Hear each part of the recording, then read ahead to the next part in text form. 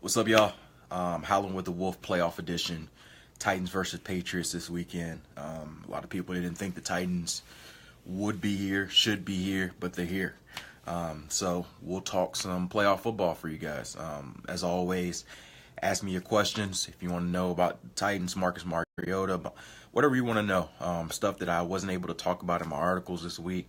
That's what we're here for, to ask some questions, for me to answer your questions and hopefully give you a little bit of insight on the Titans this week and their chances against the Patriots. Quick rehash on some of the stuff I've written. If you hadn't got a chance to check it out, I wrote this morning about Marcus Mariota and his Polynesian culture and his basically who he is, defining who he is in Hawaii. He talked yesterday about Tua Tagovailoa. Did I say that correctly? And him winning the national championship for Alabama. That was one of his mentees, and he was really excited about that. So I talked about his culture this week, and you know, that whole element of it. I also talked about the Titans and, you know, sort of the lack of respect, so to speak, they're not getting from the Patriots. Nobody's picking them this week, and rightfully so. I mean, the Patriots are a juggernaut. You're not going to expect most people to beat the Titans, beat them for the Titans to beat the Patriots. But, you know, the fact that they're 14-point underdogs, the fact that they're 80-1 favorite odds to win the Super Bowl, the fact that a lot of Boston writers are calling them cakewalks or back-to-back buys to the AFC Championship. I wrote an article about what they thought about that and whether that's bulletin board material or if they're just taking it as it is. So you can check those both out on the site. I'll write later on this week, coming up, some stuff on Derrick Henry, more on Mariota, more on Dick LeBeau and the defense. So look forward to those. And with that, I'll hop into some questions. You guys fire away. Isaac, you want to know, how is Mariota feeling playing against the Pats? Well, yeah, he's playing this week for sure. And I asked Mike Mularkey how he's feeling yesterday and asked him if it's the best he's felt all season. And he said, yeah. This is the best he felt, which is really good for the Titans. That's getting healthy at the right time. And that, to me, says this will be the game where the playbook will be the most open it's been all season, as far as not being limited by his hamstring injury or his leg injury or some of his, you know, the things that may have prevented him from running, doing the read option stuff early in the game. There's no holding back at this point. You'll see the full Titans. So we'll get the fullness of the Titans offense, and, you know, you guys can make evaluations. This will be the best evaluation this week of the Titans offense and how they will look going forward under this regime. So I think it'll be important to see how Derrick Henry plays in his feature back role. He did really well against the Chiefs. How does he follow up that performance? Does the offensive line play as well as they did last game? Because that was probably their best game of the season. And how does Mariota do with his arm? You know, we already know his legs are a weapon, but the Patriots are really good at taking away a team's best weapon. So if they play a lot of spy, if they don't allow him to get moving with his legs, can Mariota beat him with his arm? I think that's going to be a huge question mark in the game, because I'd imagine the Patriots are going to load the box, try to stop Derrick Henry and play spies on Mariota and play man coverage on their receivers and bracket Delaney Walker. That's how I would defend this team, and I think that's how the Patriots will defend this team and make them beat me with their outside receivers. So it'll be a big week for Corey Davis, for Rashard Matthews, for Taywan Taylor, for Eric Decker. Those guys have got to beat man coverage this week, and Mariota's got to be able to get them the ball accurately. He's got to be able to find ways to, in that whether it's the three receiver set, whether it's the no huddle, whether it's the tight end, he's got to be able to have command over the offense. So I think we'll learn a lot about Marcus Mariota this week. We've already learned a lot about him over the last 2 weeks, but I think this will determine how far he is and how far the Titans are from truly competing with the AFC giants, so to speak. And I'm eager to see how they do. I think they can hang with this team if they play their best ball. But we haven't seen that consistently all season, so we'll see if they put out a solid performance in New England. Let's see. Do you think Trubisky will be back next year? I'm not sure. I think that there will have to be some changes if this is the last week. I think you can't look at the offense and say, okay, this is okay. I think there do need to be changes, whether it's saying, okay, these last 3 weeks are the staple going forward, and we have to figure out exactly how this is our offense for all 16 weeks next season, or maybe you say we need to get a new quarterback coach. Maybe you say we need to get a new receivers coach because there have been some struggles in route precision. Maybe new offensive coordinator. The issue is then going to become Mike Mularkey only has 1 year left on his deal. How are you going to entice somebody that's better than what you have in already in-house if your head coach only has a lame duck season? They're not going to come. Nobody's going to come from a hot spot to go come to Tennessee Titans if there isn't a coach in waiting that already has security. So I think that's going to be an interesting question mark this season. I think that's a reason why we could see Mike Mularkey get an extension if they hope to make improvements and keep him on staff. I think the best route would to give him maybe a 1 year or 2 year extension so that coaches would feel secure enough to come here and sign a multi-year deal and have that stability. So that's sort of my answer on that. But like anything, if they keep winning, everybody's jobs will become more secure. Does this have the same feel as Giants Patriots in 2009? I mean, I know Titans fans would love it to have that feel because the Giants won that game. That was a Super Bowl. So, I mean, this isn't a Super Bowl feel. I do feel there's a little bit of underdog mentality because nobody expects this team to win. But let's be honest, guys. I mean, why would they expect this team to win? I mean, yes, Marcus has shown an ability to win late, but Tom Brady and the Patriots have beat a lot of teams, a lot more experienced teams, a lot more talented teams. So I don't think that the experts are wrong to say the Titans are big underdogs. I think that's a very reasonable thing to say. I would say they're big underdogs, but that's the reason they play the game, because it doesn't matter if you're 14-point underdog if you're the better team on that day. So I think they've got a shot, and that's all you want. I think if they play their best ball, I think they have a shot to beat this team. What's up? How you doing, Justin? Let's see. Aubrey, we need to stay in the 3-receiver shotgun look. They were able to run the ball and pass out of that 3-receiver set last game in the second half. So if they can do both those things out of the 3-receiver set, I think we'll see it more. The danger in the 3-receiver set, especially with Derrick Henry, a guy who takes a little bit longer to get going, is that can you keep the run game effective out of that set? If they can, then I think it'll become more of a staple this week.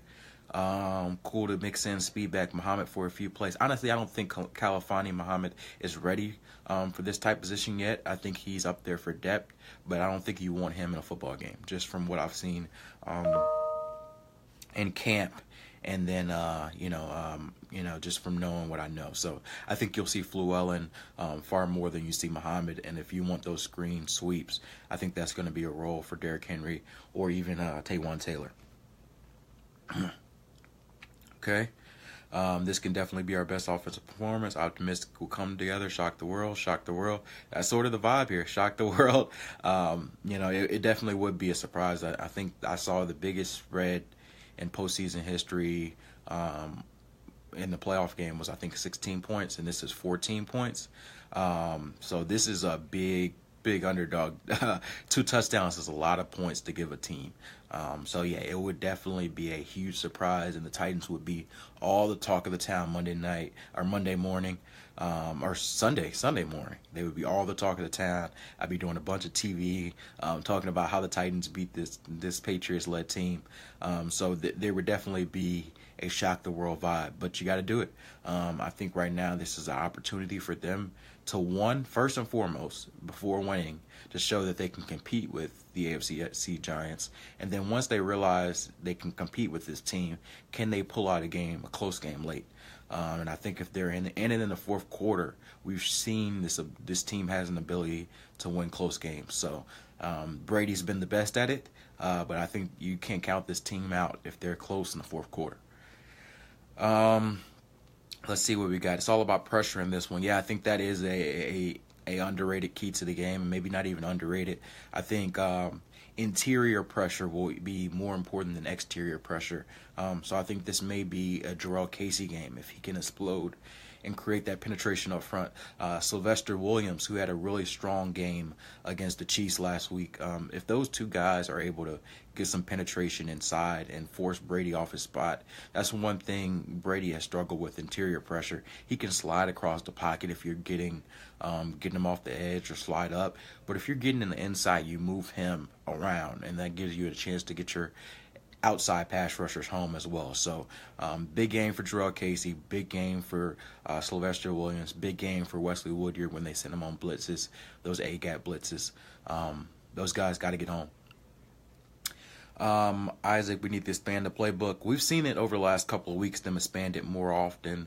Their reasoning is now that Marcus is more healthy, they can do everything that they can. So we'll see this week, because there's no excuses. He's healthy, they say. So we should see what this Titans offense is supposed to be. Vinay is asking, will the coaches allow Marcus to continue with more pre-snap reads and changes? I think so. I think from what I've been talking to the coaches and the players from, this is a situation where it's more important to make plays than to stay steady to the scheme. And we've seen, particularly in the last two games, Marcus take more control over the offense, more no huddle, more tempo, more checks at the line. So I think he's gained that trust, gained that ability to make those reads. So I'll allow him to get the film study this week, because the Patriots are a team that's going to know what you're doing before you do it. But you got to put in the film study, and once he sees those things, it's going to be up to him to make those changes and put them in the right position. It's a really big responsibility for a young quarterback in his third season. But if he's the guy that a lot of people, a lot of his teammates, a lot of us think he can be, and this is the type of opportunity he has been wanting. So we'll see how he steps up to the plate. Lewis, talk about Byard being all pro and his ceiling. Yeah, I've written a lot about Kevin Byard. I wrote an article about him before the Kansas City Chiefs game. And honestly, he didn't have a great game against the Chiefs, but I don't think that takes anything away from his performance over the season. He has a top essentially top safety in NFL ceiling. I think he has that type ceiling. He's a playmaker with the ball in his hands. I know a lot of people say that it's a little bit fluky, his interception numbers, because they've come against Blake Bortles and Sean Kaiser and those type guys. And yeah, he may have got some gifts, but safeties, tips, and overthrows get them interceptions and paid. So he's been in great position for the ball. He's a really good deep center field safety, and he has the range and ability to come up and make a tackle. So I think he's everything you want in the safety. I think he's a core piece for this defense moving forward. Let's see. Should we double Gronk and take our chances one-on-one on the outside? That would be my game plan. If I was Dick LeBeau, and I guess that would make me, 50 plus years older. But if I was Dick LeBeau and he doesn't need my advice, he's been doing this forever, and I'm sure he'll have a great game plan. But if I was in that position, I would say I'll bracket Gronk with a linebacker underneath and probably Jonathan Cyprien over the top, and then I'll take my chances across the board, man-to-man, with Kevin Byard as a deep center fielder. And then if they beat me with Brandon Cooks going over the top on Adoree Jackson, then that's something I have to live with.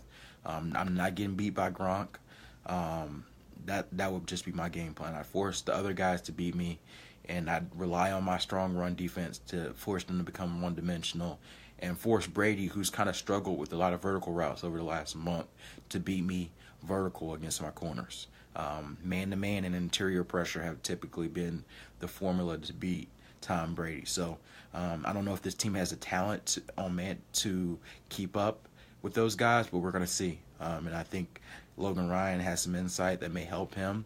Adoree Jackson has some insight from Logan Ryan and some better play recently that could help him as well. So I'm eager to see that matchup, because they struggled with Travis Kelce last week. And, Gronk is going to be the most dangerous guy on the field for the Patriots this week. Jerome, you got a double dipper talking about you think Mario is going to call us on plays from the start. Mario play calling will put us in a good spot. Yeah, I talked about this a little earlier. I think it's a little overblown, the Mariota play calling. It's still the Titans play calls. Like, it's still Malarkey's play calls, and I mean, still Malarkey's scheme and Rubisky's calls. It's just the order and when they're calling him. And, before the huddle, before they go into a possession, Malarkey and Jason Michael over the headset and Terry Rubisky are talking to Mariota about what they should go to do into this drive. So they're kind of giving him a breakdown of what should happen, and then Mariota comes up there and runs tempo, and based on what he sees, can make a different adjustment. So he plays a big role in those no huddle offenses, but it's not like he's running his own offense. It's still Malarkey's offense. It's just he is dictating when they're running what. So yeah, I do think that we'll see more of the no huddle. I think we'll see. It'll have to be a balance, because the thing with the Patriots and playing the Patriots, you want to keep Tom Brady off the field.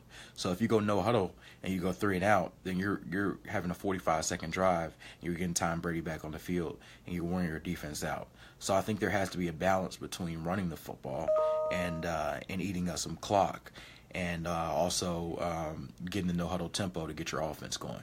So I think we'll see a mixture this week, and we'll see if it's enough. Henry getting better at blitz pickups. I think he missed one last week. I couldn't get exactly that assignment, whose assignment it was, but on the Mariota hit up the middle, it looked like it was either a mistake by Ben Jones or a mistake by Derrick Henry, or both.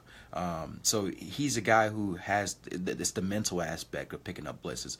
I talked to Eddie George today, and you should look out for an article with him talking about Henry. He talked about blitz. He told me about blitz pickups, and it's not a physical thing. It's a mental thing, and how quick things change as far as the play. If a guy's coming off the edge, your responsibility changes.